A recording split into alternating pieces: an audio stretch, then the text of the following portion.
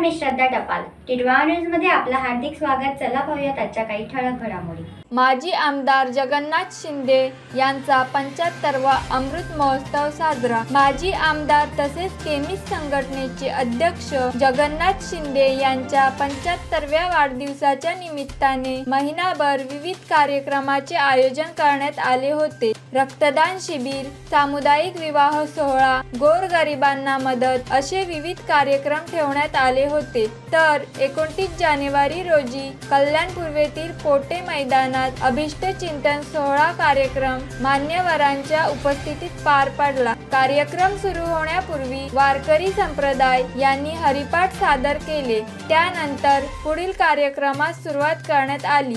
सत्कार मूर्ती जगन्नाथ शिंदे यांचे पोटे मैदानात आगमन होताच फुलांच्या वर्षावांनी जोरदार स्वागत केले. त्यानंतर 75 महिलांनी औक्षण केले. व्यासपीठावर आल्यावर पुरोहित यांनी वेद मंत्र म्हणून आशीर्वाद दिला. त्यानंतर अभिष्ट चिंतन सोहळा कार्यक्रम सुरू झाला. छत्रपती शिवाजी महाराज यांच्या पुतळ्याचे पूजन करून कार्यक्रमास सुरुवात करण्यात आली.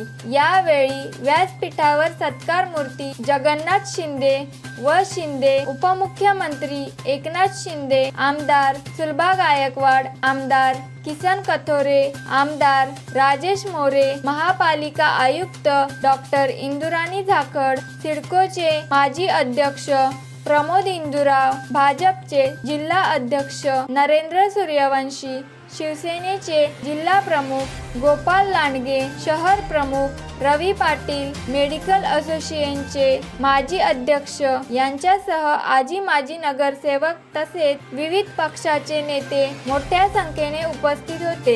यावेळी उपमुख्यमंत्री एकनाथ शिंदे यांनी सांगितले की जगन्नाथ शिंदे यांचे कर्तृत्व फार मोठे आहे. आज त्यांना सर्वजण आप्पा बोलतात. हाच त्यांचा खरा मोठेपणा आहे. तसेच आजही त्यांचे आरोग्य चांगले आहे. तर या होत्या आजच्या काही ठळक घडामोडी. उद्या पुन्हा भेटू याच ठिकाणी. धन्यवाद.